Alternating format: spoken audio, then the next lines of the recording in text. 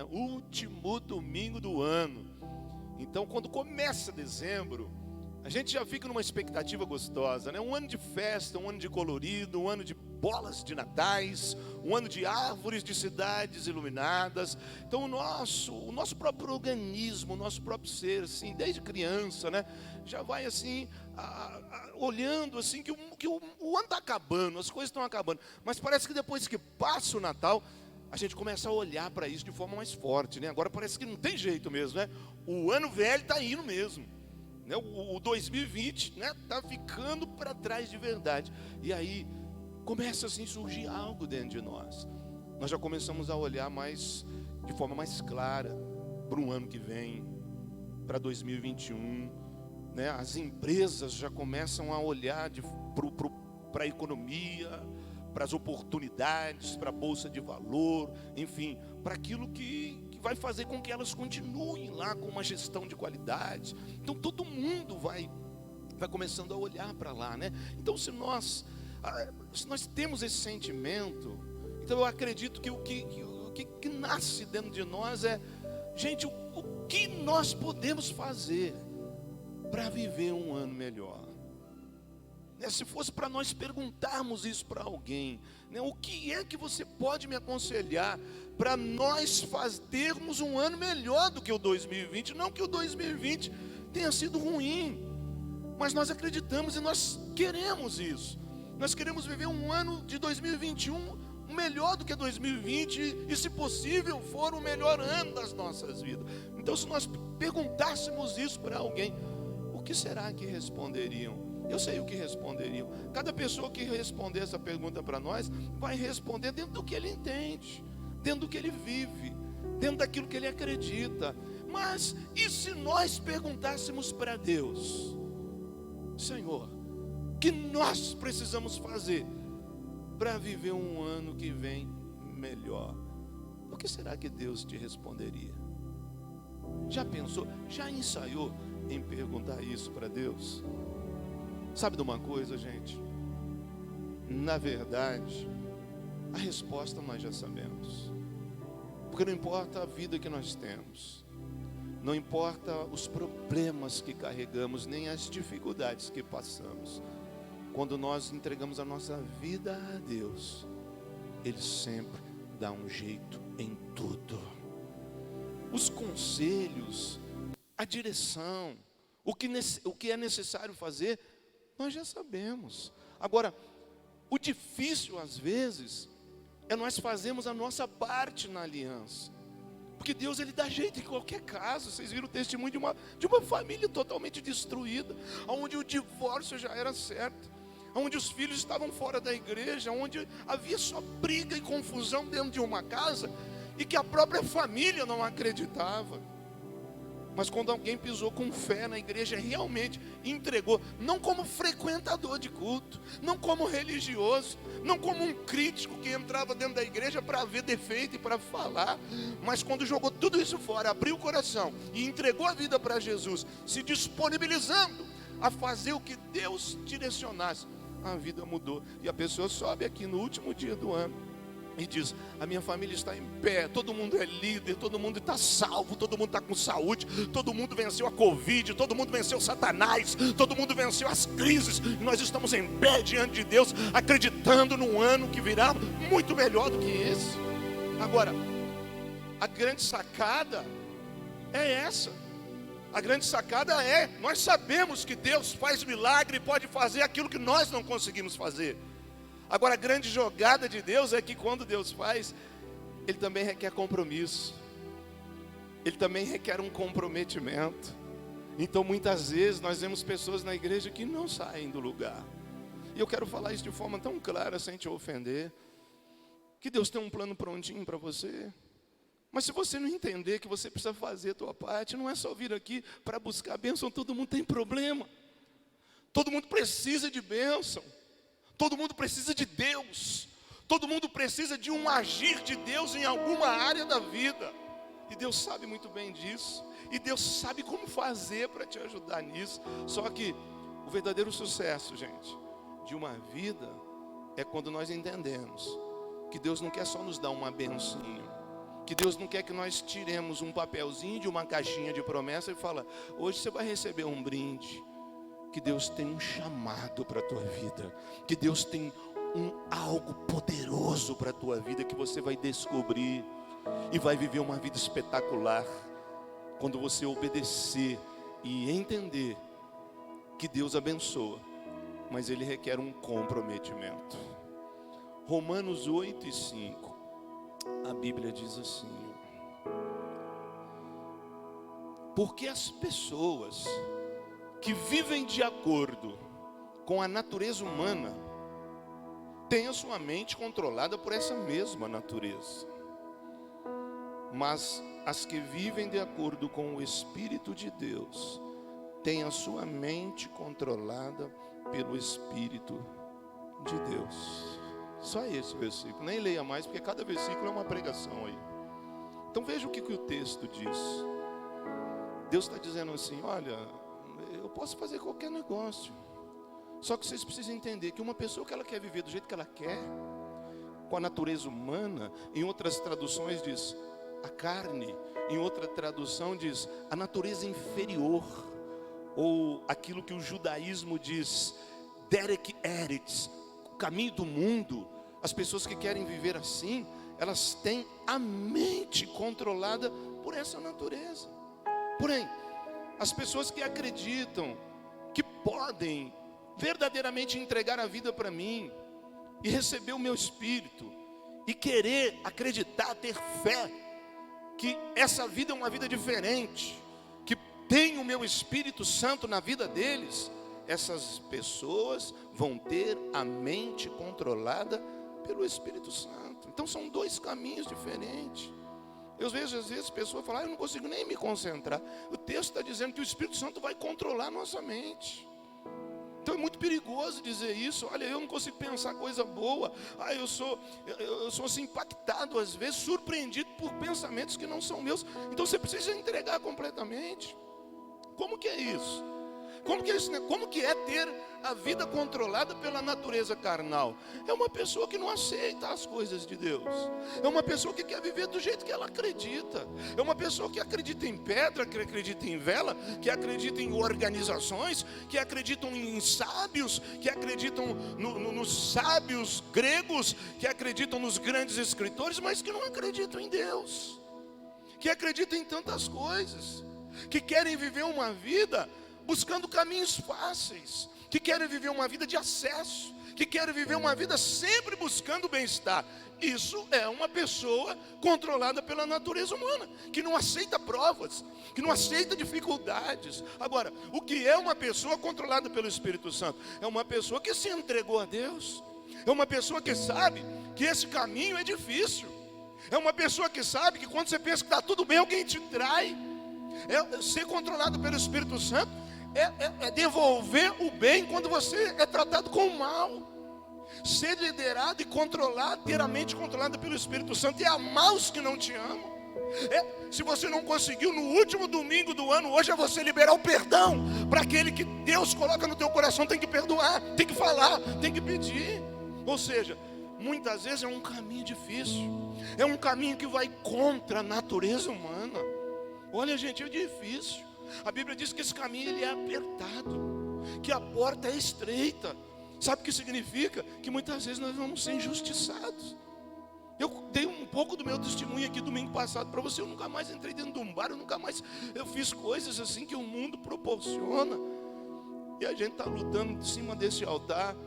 A gente está lutando de joelho dobrado, com a cara no chão, chorando, molhando o chão com lágrimas. E às vezes a pessoa acusa a gente. Às vezes a pessoa busca uma coisa de 30 anos atrás. É incrível isso, né? As pessoas não esquecem. E aponta e acusa você. Mas esse é o caminho. É desse jeito. Ter a mente controlada pelo Espírito Santo é entender que você é filho de Deus, e que muitas vezes as coisas não vão ser do jeito que a gente quer, que muitas vezes a nossa vida vai passar por momentos de extrema injustiça e deslealdade, que as pessoas vão te escrachar, que você pensa que está fazendo algo bom, e às vezes está mesmo. Às vezes eu pago a conta de luz para a pessoa, e daqui 2 meses a pessoa sai da igreja e fala mal de mim, e eu preciso perdoar essa pessoa. É difícil. Aí você vai falar: pastor, mas qual é a vantagem? Então eu prefiro ser controlado pela natureza carnal, e aí não tem problema, posso viver. Eu não sei se não tem problema. Para mim as 2 vidas são a mesma coisa.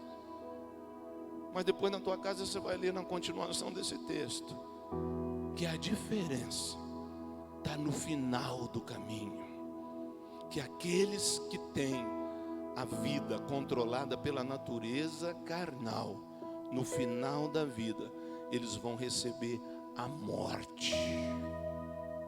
Porém aqueles que têm a vida controlada pelo Espírito de Deus, ainda que passem a vida por momentos de grandes dificuldades, no final da vida eles vão receber paz e vida eterna. Meu Deus. Então você precisa entender o que é que está em jogo. Se bem que eu estou vendo um monte de gente abençoada no meio do caminho, no meio do processo. Eu queria pregar sobre vida de pessoas. Eu queria falar do japonês que estava assim dado como morto nesse ano, e está aqui hoje líder, me dando presente, contente. Vai viver muitos anos, vai fazer muito japonesinho ainda, no nome de Jesus. Glória a Deus. Tantas coisas perdidas nesse ano, e Deus levanta, e Deus é quem guerreia as nossas lutas. Deus abençoa, porque nós temos a vida controlada pelo Espírito Santo. Oh meu Deus. E nós não negociamos isso por nada, gente. Poderia falar: olha, se agora na quinta-feira, dia 31, se você correr ali na praia 23 horas e 59 minutos, e a hora que zerar o cronômetro do teu relógio, que der 0 hora do dia 1º, você pula 7 ondas e a tua vida vai mudar. E você joga uma rosa no mar e a tua vida vai ser abençoada. E você joga uma peça de roupa íntima, você vai casar também. E você joga sal ali e você vai ter dinheiro pro resto da vida. É uma mentira, é um engano. A palavra de Deus está dizendo: você quer ter um 2021 melhor? Entrega a tua vida na mão de Deus. Entrega a tua vida na mão de Jesus.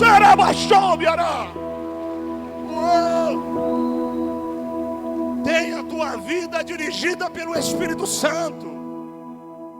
Meu Deus. Mas que trem que é esse, né? Que negócio que é esse? Como que é, pastor, esse negócio de ter a vida dirigida pelo Espírito Santo? Então, eu queria que você escrevesse isso aqui. Você sabe qual é a maior tragédia da vida? A maior tragédia na vida de alguém não é morrer cedo. A maior tragédia na vida de alguém não é morrer antes da hora, porque a Bíblia diz que tem gente que é tão teimoso em obedecer a Deus, que morre antes da hora. Então a maior tragédia não é você morrer de forma prematura. A maior tragédia é você viver uma vida sem nenhum propósito em Deus. Marca isso. A maior tragédia da vida não é você não ficar rico. Não é você não conseguir casar com a pessoa que você amou na adolescência.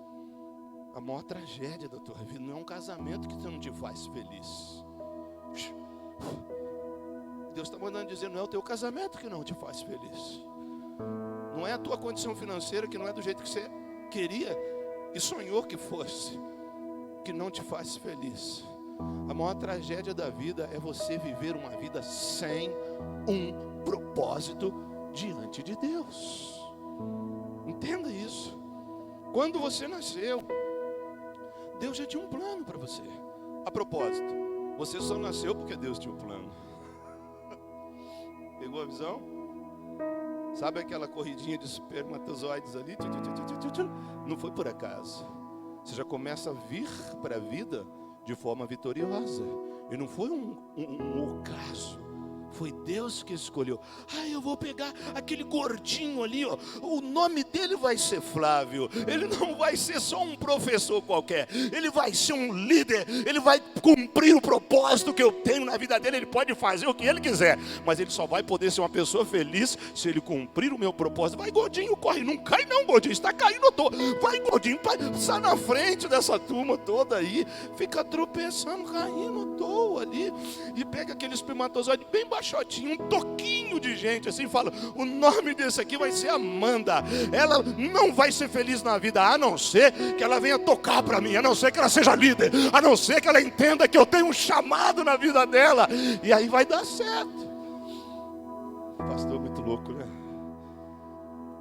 Meu Deus do céu, algumas coisas que Deus dá, eu fico até com vergonha, gente. Você precisa entender que antes de você nascer, Deus já tinha a tua história escrita. Agora, eu vou viver do meu jeito, porque eu quero. Sabe o que o texto está dizendo? Você está vivendo de acordo com a natureza humana, xará. Você está vivendo de acordo com o que você pensa, com o que você quer. Deus, ele não é um brucutu que fala, você vai fazer. Ele já venceu as maiores dificuldades. E ele te dá o privilégio, a oportunidade de você dizer: sim, Senhor, eu quero. Sabe, meu, e que projeto que é esse? E que propósito que é esse? A Bíblia diz em João 15, que é um dos textos mais claros da condição do filho e da filha de Deus. Onde Jesus chega em João 15, ele fala assim, ó: eu sou a videira, eu sou a árvore, vocês todos são ramos. Aquele que está em mim e que ele dá fruto, eu limpo ele para que ele dê uma safra melhor. Eu limpo ele de novo para que ele dê mais fruto ainda. E esse ciclo não pode parar, porque ele diz assim: quem está em mim dará muitos frutos, e o nome do meu Pai que está no céu será glorificado. Olha o que Deus quer para mim e para você. Mas ele conta assim também: porém, aqueles que estão em mim e que não dão frutos, eu vou cortar ele, e eu vou lançar fora, e ele vai secar, e os anjos virão e vão colhê-los e vão jogar no fogo. Ai, meu Deus, eu não gosto de explicar essa parte, porque você sabe que o que Deus está dizendo aqui é que com ele não dá para ficar chupando o dedo. Com ele não dá para chegar aqui, porque ele resolve qualquer problema teu, em qualquer área da tua vida. Mas ele requer um comprometimento. Não existe esse negócio: eu estou cheio de problema, eu venho aqui para receber uma bênção, é porque eu tenho esse problema, eu quero tal coisa em 2021. Deus, ele faz. Como foi no domingo passado, ele põe até uma pessoa para ser rainha, mas a pessoa precisa entender que tem um projeto, que ela precisa retribuir isso para o reino de Deus de alguma forma. Nós aqui, nós somos uma igreja transicionada de um modelo de trabalho diferente para Deus, muito melhor, que mudou a nossa vida. Para mim particularmente, foi uma renovação ministerial e espiritual. Eu tive que ser liberto da religiosidade. Você me viu de terno lá atrás, uma pessoa dura, uma pessoa crítica, uma pessoa que sabia pregar, mas não sabia levar o evangelho com amor para as pessoas, não sabia ganhar almas. Então nós fizemos todo um trabalho de transição. E eu quero até deixar uma coisa bem clara aqui agora. Nós levamos tão a sério isso, nós levamos às vezes até a ferro e fogo esse negócio de ser líder, que surgiu assim uma ideia errada, né? Que eu, às vezes até ouço zum por aí: aqui tem que ser líder, se você não é líder, você não é nada, você não é ninguém. Meu Deus do céu, isso não existe. Isso é uma mentira, gente. Nós entendemos aqui isso que Jesus falou, que todo crente que está nele, ele dá fruto. Só que nós entendemos também que às vezes a pessoa não está no momento de liderar uma célula, que às vezes a pessoa, ela até fez um curso, mas não está pronta, não está madura para aquilo. Quem sabe ali em 2021, quem sabe um pouquinho depois, a hora que ela ser curada interiormente, a hora que ela entender, a hora que ela se aprofundar, a hora que ela tiver mais autoridade, mais coragem. E vou até mais longe. Às vezes a pessoa nem vai ser líder. Às vezes a pessoa nem vai conseguir liderar. Às vezes a pessoa não consegue liderar. Mas não é por isso que ela não vai dar frutos. Por exemplo, eu sou um ministro do altar. Esse lugar aqui é onde eu encontrei a minha vida. Aqui eu me sinto forte, aqui eu me sinto feliz, aqui eu me sinto realizado, aqui eu me sinto tão encorajado. Deus me revela as coisas, eu falo. Se eu quiser descer e falar na cara de alguém, eu falo, porque esse é o meu chamado, essa é a minha vida. Agora tem gente que não consegue falar em cima do altar. Tem gente que ganha alma mais do que eu. Mas se ele pegar um microfone na mão e encarar 500 pessoas, ele cai duro aqui. Igual o Flávio. Só de entregar um presente para mim, ele ficou tão emocionado. Mais do que você. Ele já foi subindo de 4 ali, aquela escada, e falando assim: pastor, eu te amo.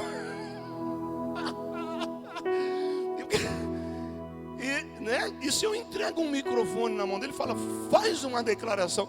Nós estávamos fazendo um culto fúnebre aqui agora, porque ele ia dar um negócio. Agora, vai ver ele lidar com as crianças. Vai ver as crianças abraçar esse baita homem vai ver como ele encontrou o chamado dele. Então nós entendemos. Tem gente que não vai ser ministro do altar. Agora o que você precisa entender é que alguma coisa você vai fazer. O que não vale é ser zero. O que não vale para Deus é você entrar na igreja, aceitar Jesus, batizar e dizer assim: eu não vou fazer nada. Se você não faz nada, você não faz parte. É aquilo que a visão celular chama de ministros do mercado. Pessoas que não têm o chamado para servir no altar. Pessoas que não têm o chamado para servir no púlpito, mas são ministros de Deus lá fora no mercado. Eu te pergunto: quem vai ganhar os médicos para Jesus? Quem é que vai ganhar os advogados para Jesus? Quem é que vai ganhar os policiais militares que estão dentro dos quartéis? Eu aqui em cima do altar, eu nem os conheço, talvez nem vá conhecê-los. Sabe quem vai ganhar os médicos para Jesus? Um médico cheio do Espírito Santo lá no meio deles. Sabe quem vai ganhar os advogados para Jesus? Um advogado cheio do Espírito Santo que vive no meio deles. Sabe quem vai ganhar os policiais militares para Jesus? Um policial militar cheio do Espírito Santo, que tem a mente controlada pelo Espírito Santo. Ele vai ser luz lá no meio. Ele vai ganhar aquelas pessoas chamados ministros do comércio. Entenda isso, cara. Entenda isso e não se preocupe com esse negócio. Eu não consigo ser líder. Você não consegue ser líder, mas você pode ser um anfitrião. Você não consegue ser líder, mas você pode ser um evangelista. Você pode convidar pessoas. Você pode investir na obra de Deus. Você pode ajudar na mídia. Você pode fazer alguma coisa. Você pode tocar. Você pode levar pessoas. Você pode convidar pessoas. Alguma coisa você tem que fazer. Entenda isso, cara. Sabia que um dos donos do Beach Park é um homem cheio do Espírito Santo, um homem milionário, um irmão que fala assim: o que eu mais quero na vida é ser líder de célula, mas eu não tenho tempo, eu viajo o mundo inteiro, eu não paro. Um homem de Deus, um homem que há pouco tempo se reuniu com os maiores pastores do mundo e com os maiores ministros do comércio do mundo. Você não tem ideia do que Deus está fazendo no mundo, da quantidade de pessoas que Deus está convertendo, salvando, discipulando e colocando para fazer a obra dele. Esse homem conta cada coisa que está acontecendo assim num meio alto. Você lembra, há 2 anos atrás, o problema dos refugiados que estavam saindo da Síria, atravessando o mar Mediterrâneo e entrando na Europa, lembra? Por conta do Estado Islâmico, as pessoas estavam fugindo. Lembra que os países fecharam as fronteiras? Isso a televisão não mostra.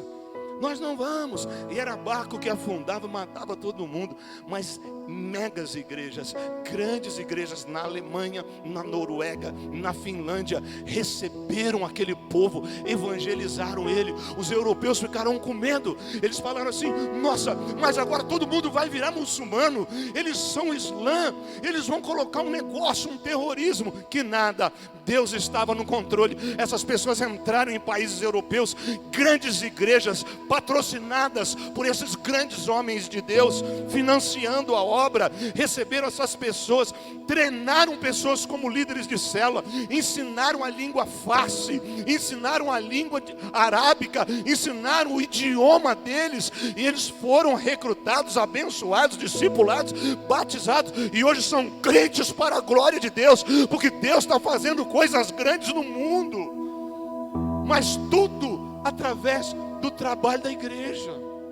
Tem duas irmãs que fazem célula numa cidade grande aí, e as duas irmãs trabalham juntos. Uma é líder de célula e a outra é a evangelista da célula.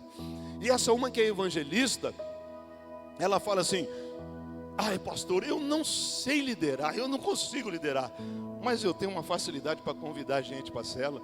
E a irmã dela não consegue convidar. A irmã dela é uma líder de célula de excelência. Então uma convida as pessoas para a célula e a outra lidera. E elas já multiplicaram mais de 20, 30 vezes já. Elas enchem a célula, elas trabalham, elas arrumam um anfitriã, faz célula de mulheres, levanta a LT, discipula todo mundo. Quando a célula está prontinha, sai as duas dali e começa tudo do zero. Uma lidera e a outra traz as pessoas para Jesus. Entenda isso. Quer viver um 2021 melhor? Entenda que você tem um chamado, que você tem algo para fazer. E esse negócio não é Novo Testamento não, viu? Porque Isaías 2:3, Deus fala assim: e de Sião sairá a Torá.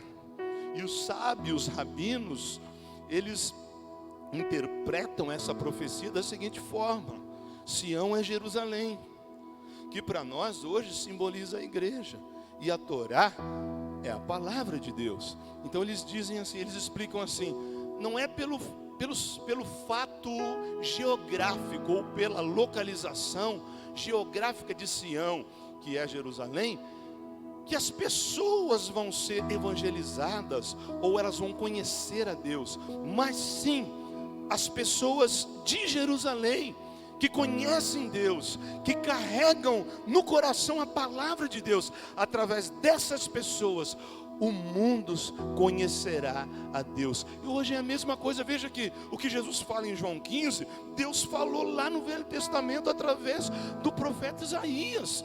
De Sião sairá o conhecimento, quer dizer, da igreja sairá o conhecimento. Não quer dizer que porque nós temos uma igreja no centro de Caraguatatuba, que Caraguatatuba vai se converter. Mas Caraguatatuba vai se converter e render-se a Jesus quando nós aqui carregamos a palavra de Deus lá nas trevas, lá naquelas pessoas sedentas, que esperam por Deus, que precisam de Deus, que ainda estão nadando com as próprias forças e não vão chegar a lugar nenhum.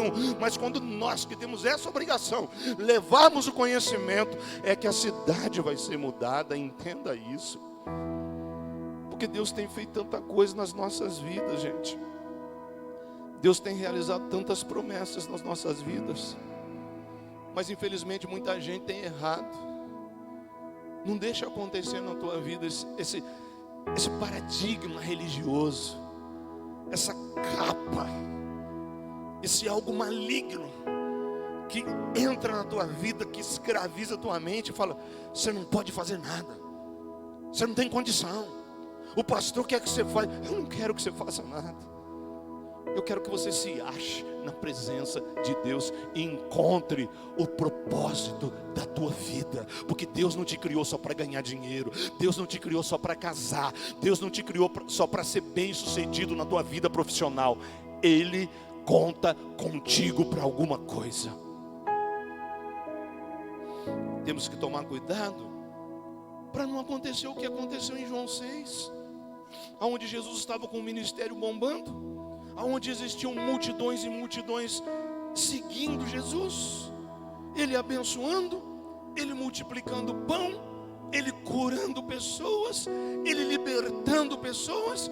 Ele atravessava o mar, As pessoas pegavam os barquinhos e iam lá, aquela multidão. Ele voltava para cá, aquela multidão estava toda lá novamente. Aí ele chega nessa hora, a hora que as pessoas olhavam e poderiam pensar assim: o ministério de Jesus está bombando. Jesus, olha o tamanho da igreja de Jesus. Aí ele olha para trás e ele fala assim: não.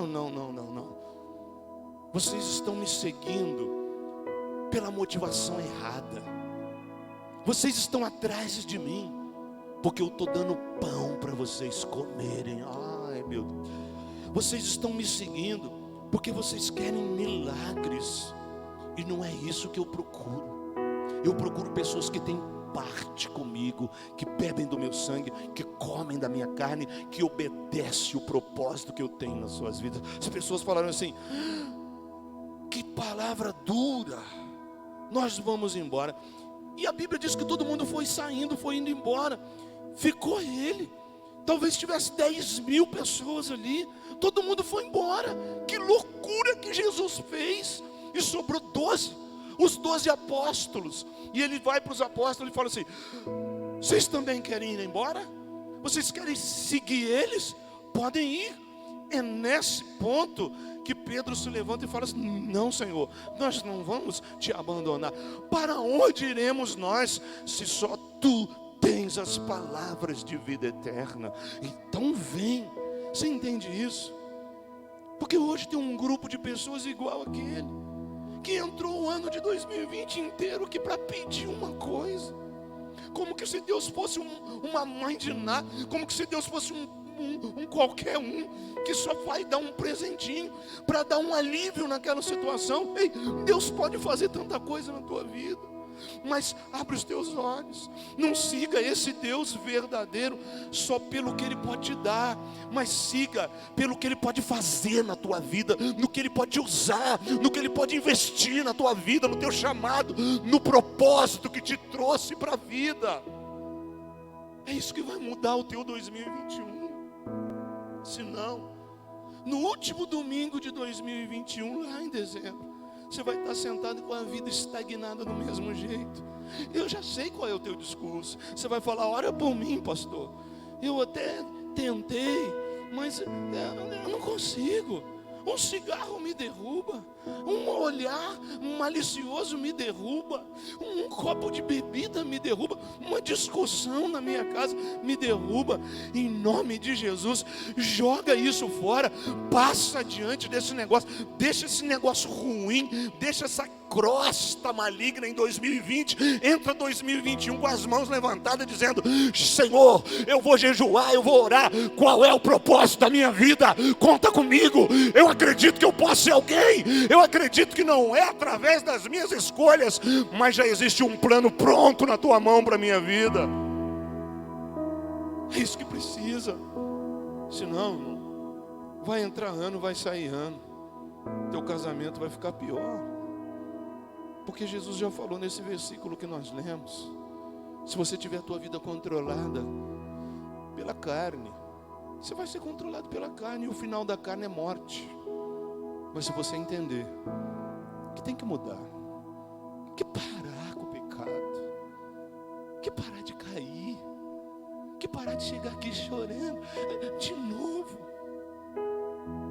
entender que existe alguém precisando de você, entender que você é precioso, é preciosa para Deus, e entender que Deus conta com você, que Ele não precisa da tua capacidade, Ele precisa da tua coragem para falar não para o pecado e sim para Ele de verdade. Você sabia que tua vida começa a contar de verdade para Deus quando você entrega a sua vida para Ele? Você pode ter 50 anos, 30 anos hoje, mas se você não aceitou Jesus de verdade, a contagem para Deus não existe. Eu te provo isso na Bíblia. Escute esse versículo. Êxodo capítulo 12 e o versículo 2. Está escrito assim, ó. Olha Deus falando para o povo. De agora em diante. Olha o que Deus fala. De agora em diante. Este mês será para vocês o primeiro do ano. O primeiro mês é o mais importante. Então essa fala de Deus se dá quando o povo sai do Egito. Quando Deus liberta o povo da escravidão de Faraó. E agora veja bem, eles estão no deserto, eles estão indo lá para a terra prometida, a terra de Canaã, o lugar onde Deus vai realizar as promessas na vida deles. E agora eles estão ali.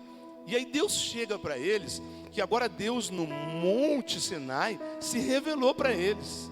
Deus aqui deu os 10 mandamentos, deu a palavra, mostrou que estava com eles. Durante o dia, Deus ia numa coluna de nuvem, à noite numa coluna de fogo.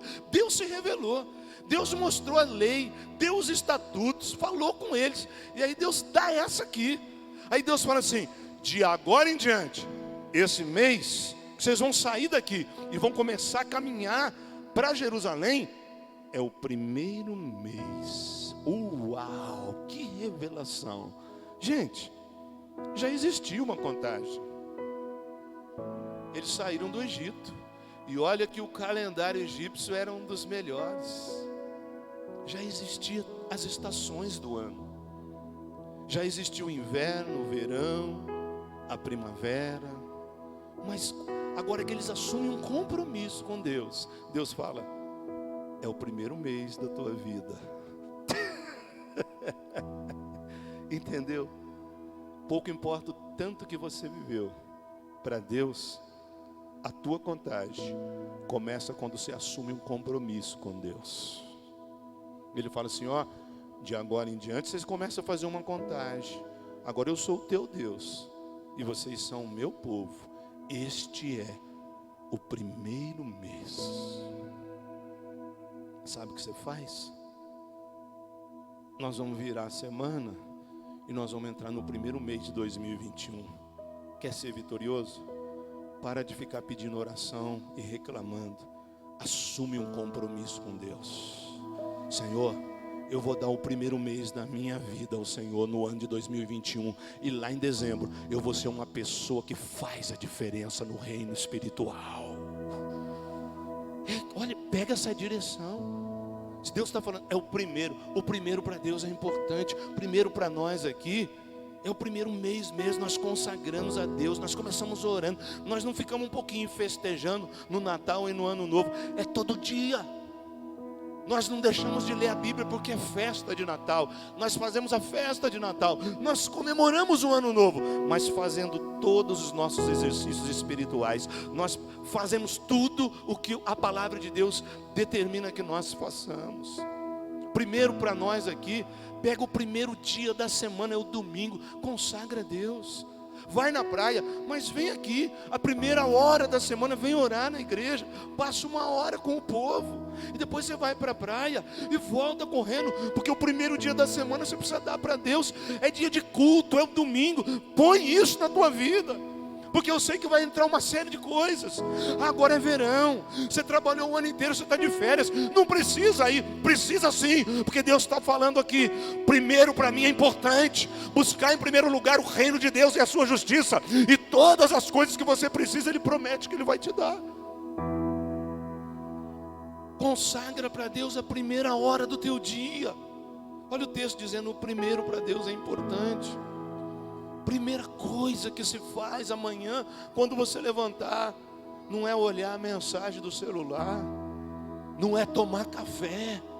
A primeira coisa que você faz a tua higiene no banheiro e entra num quarto, entra num lugar com as suas mãos levantadas e diz: a minha primeira hora eu dedico a Ti, Senhor.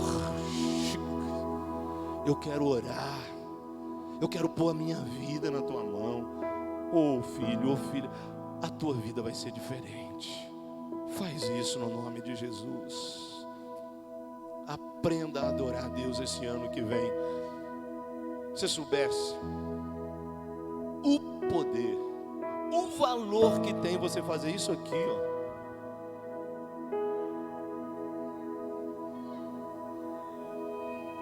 Isso aqui. Sabe quando a polícia vence? Quando o bandido fala assim, joga a arma fora e faz assim. Ele está dizendo assim: eu me rendo, policial, eu me rendo. Quando você está dentro do culto, você está dizendo: eu não sou ninguém, Senhor, eu me rendo na Tua presença.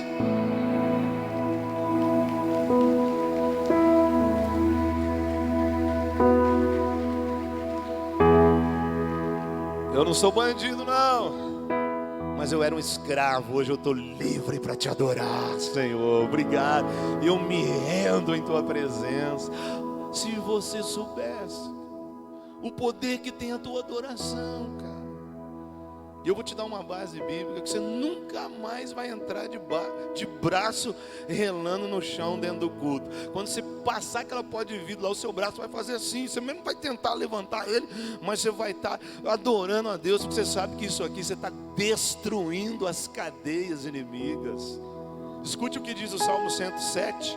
Diz assim, ó: deem graças a Deus, o Senhor. Ele não está dizendo assim, olha, se você puder, o dia que você não estiver muito cansado, você dê graça. Não, é uma expressão positiva, é uma determinação. Ele está dizendo assim, deem graça, eu determino, eu mando você, dê graças ao Senhor Deus, porque Ele é bom e porque o seu amor dura para sempre. É uma determinação. E no versículo 2 ele vai explicar algo precioso. Ele vai dizer assim, que aqueles que Ele libertou, repitam isso em louvor ao Senhor. Ele os livrou das mãos dos seus inimigos. Ah, meu Deus, olha o que o texto está dizendo. Ele está dizendo assim, toda a igreja deve levantar as mãos e dar graça ao Senhor. No versículo 2 ele está dizendo, quem é que faz isso?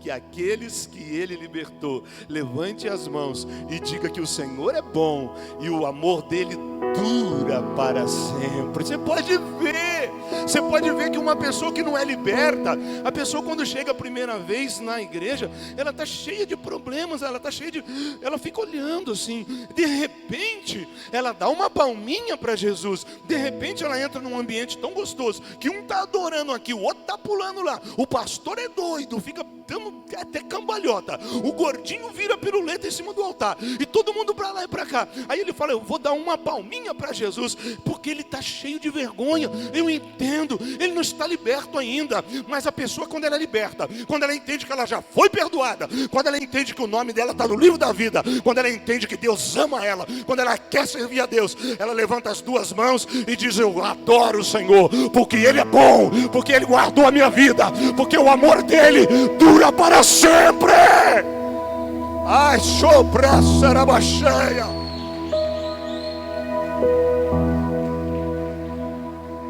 Pega isso para você, cara.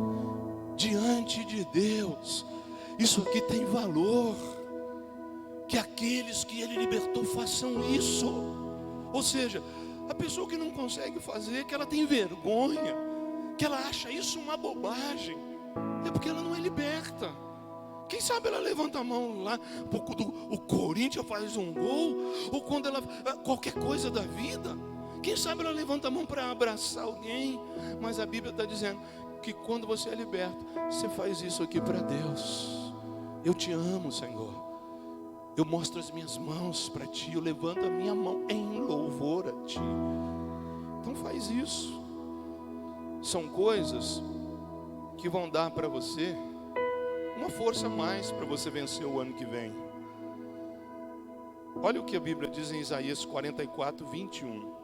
O Senhor Deus diz, povo de Israel, lembre disto, não se esqueça que você é o meu servo, eu o criei para que me servisse, eu nunca esquecerei você, já perdoei as suas maldades e os seus pecados, eles desapareceram como desaparece a cerração. Volte para mim, pois eu sou o seu Salvador. Você entendeu o que eu falei? Agora, sabe qual que é o maior milagre, o maior mistério? É que quando Deus fala isso aqui, Israel estava lá no pecado, cara. Israel estava servindo Baal. Israel estava sacrificando a outros deuses. Israel, quem sabe, estava tendo um caso amoroso fora da palavra de Deus. Quem sabe ele estava bebendo, se drogando. Quem sabe estava cometendo um pecado. Gente, depois você lê na tua casa Isaías 41, Deus está dizendo para Israel: eu sei que você está pecando, eu estou vendo que você, escute o que eu estou falando, eu que te criei para você me servir, eu sei que você está com a mente no pecado, mas eu já te perdoei, volte para mim. Cara, isso aqui para mim é espetacular, que não tem como eu não adorar a Deus. Ele está falando para quem está lá no pecado agora, quem nem é líder, quem nem conhece, quem nem batizou. Ele está falando assim: volte, eu já te perdoei aí aonde você está. Quer dizer, quando a pessoa entra na igreja, ouve uma palavra e fala: eu quero aceitar Jesus, Deus está dizendo: lá fora eu já tinha te perdoado, só faltava uma atitude sua. Eu vou contar um testemunho, nós vamos orar agora aqui, gente. O pastor David Young Cho é o pastor da maior igreja do mundo na Coreia do Sul. Ele conta que um dia ele recebeu uma mulher, uma irmã da igreja, no gabinete dele. E essa irmã estava com um problema muito difícil na família. A filha dela, criada na igreja, havia se desviado. E havia se desviado de forma assim feia, assim, que ela caiu para a prostituição. E ela começou a sair com homens. E o pior, ela começou a sair com homens que trabalhavam na fábrica junto com o pai dela.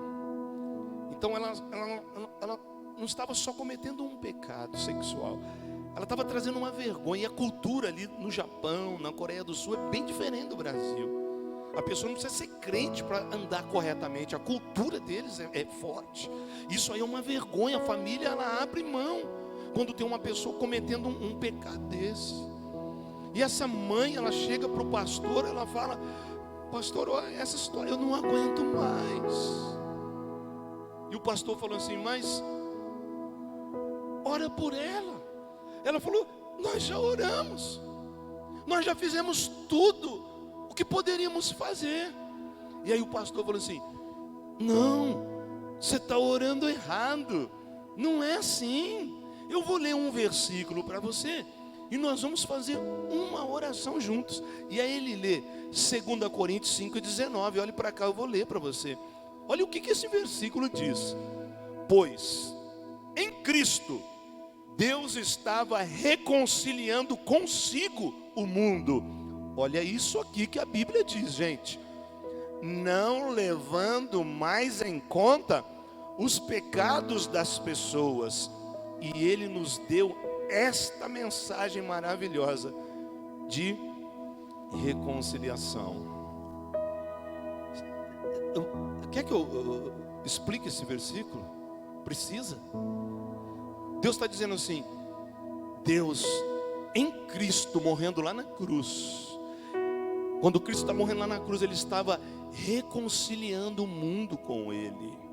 Deus estava naquela hora liberando salvação, reconciliando o mundo. E aí na segunda parte ele fala assim: Ele não leva mais em conta os pecados das pessoas. Vou repetir: o teu Deus não leva mais em conta o pecado das pessoas. O nosso Deus não leva mais em conta o pecado das pessoas. Por que você leva?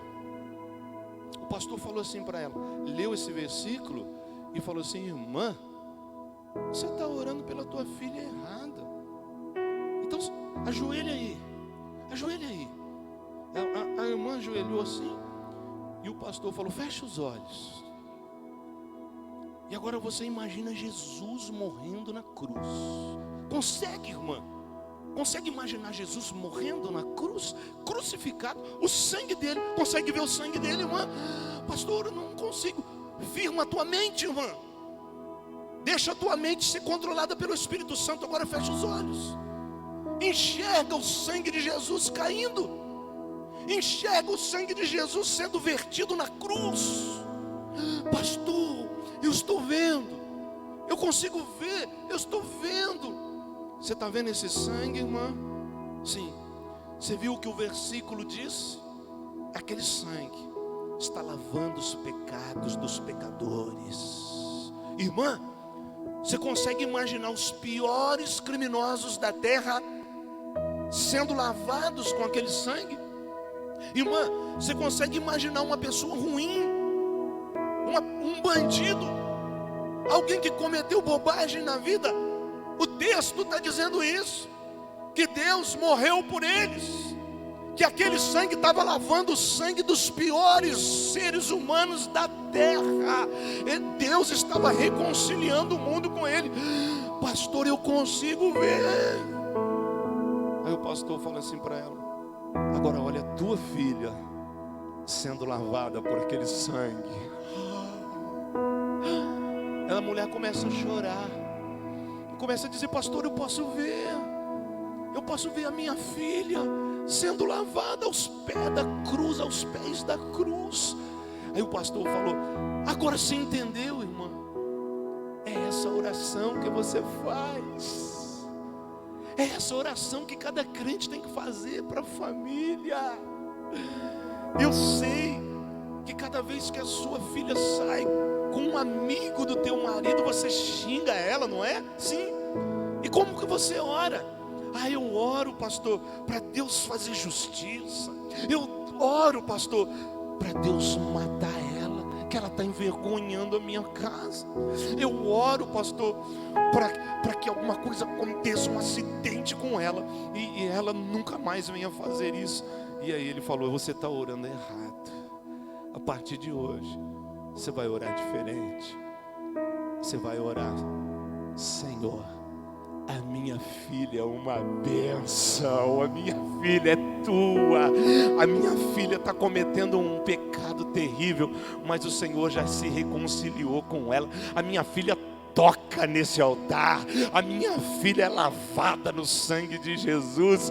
Eu amo a minha filha, ela é tua, ela não é uma pecadora, ela é filha de Deus, ela é tua. O Senhor não leva em conta o pecado que ela está cometendo, porque ela é tua. Ela começou a falar assim: pastor, estou sentindo a presença de Deus. Aí ela ficou em pé, ela falou: pastor, estou sentindo algo tão gostoso. Aí o pastor fala assim: então você vai continuar a orar sim por ela. É essa a tua oração. E aí a irmã saiu e começou a orar todo dia assim, ó. E não passou muitos dias, aquela filha dela mais uma vez vai para o motel com o homem. E ela passa a noite no motel. E ao amanhecer, quando ela acorda, ela está sozinha, a pessoa já deixou ela. Aí bateu na vida dela um sentimento tão ruim. Aí bateu na vida dela assim um nojo, uma angústia. E no meio disso uma saudade da igreja, uma saudade da mãe, uma saudade do povo de Deus, uma saudade do Deus. Mas ela pensou assim: mas toda vez que eu tento voltar, alguém fala uma bobagem para mim. Mas todas as vezes que eu tento voltar, minha mãe me xinga, me chama de prostituta, fala que eu envergonho a família, fala que eu sou um usuário de droga. Todas as vezes que eu volto, meu pai me bate. Eu vou fazer uma coisa: eu vou tentar voltar pela última vez. Se eles falarem isso para mim, eu vou voltar para o pecado e eu vou morrer nesse mundo de pecado. E aí a mãe estava lá lavando panela, lavando a louça, e bateram na porta lá. E a mãe nem sabia de nada, né?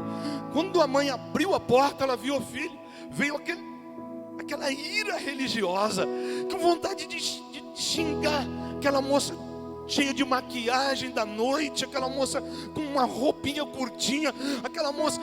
Mas ela lembrou de tudo que o pastor falou. Ela lembrou desse versículo, que Deus amava aquela menina.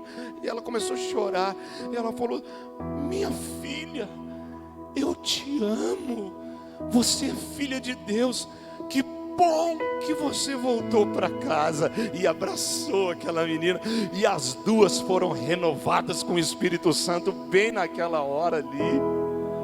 Final da história, essa menina hoje está na igreja, está casada, é uma grande líder de célula, para a glória de Deus, toca na igreja, é uma bênção. Sabe por quê? Tudo muda na tua vida quando você enxerga as coisas pela ótica de Deus.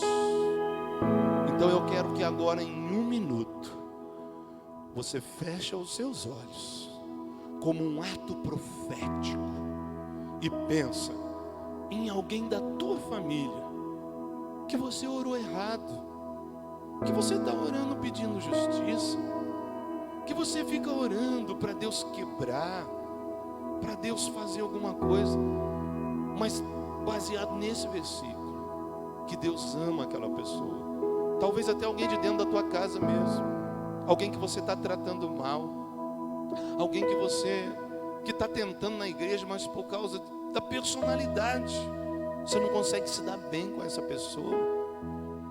Eu quero que você pense nessa pessoa agora. Feche seus olhos e imagina que o sangue de Jesus, que limpou a tua vida, que lavou os teus pecados, também é em favor dessa vida, dessa pessoa que está escravizada. E no que depender de nós, nesse um minuto, nós vamos liberar essa pessoa aonde quer que ela esteja. Faz a tua oração em um minuto. Oh Deus, nos perdoa se a nossa motivação de oração muitas vezes não está de acordo com a tua palavra. Eu tenho certeza, Senhor, que cada pessoa aqui sente a falta de alguém na igreja, sente a falta da mulher, do esposo, dos filhos, dos pais, de amigos, de pessoas que foram importantes, que até nos ajudaram talvez, e que não estão aqui na tua presença. E nós queremos pedir perdão, porque estamos pedindo errado.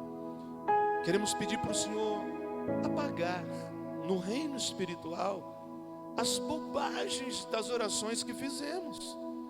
Muitas vezes uma oração religiosa, uma oração pedindo justiça, enquanto o Senhor quer perdoar, enquanto o Senhor pega uma pessoa que não merece, mas por causa da tua graça, o Senhor perdoa essas pessoas. Então agora, Senhor, vai de encontro a essa pessoa que está aqui na nossa mente, que está declarado aqui nessa oração nossa, e perdoa elas, perdoa ele, e dá a oportunidade para nós encontrarmos essa pessoa dentro da igreja e darmos um abraço nele ou nela e dizer: me perdoa, eu te amo. Em nome do Pai, do Filho e do Espírito Santo. Você vai orar assim agora para as pessoas.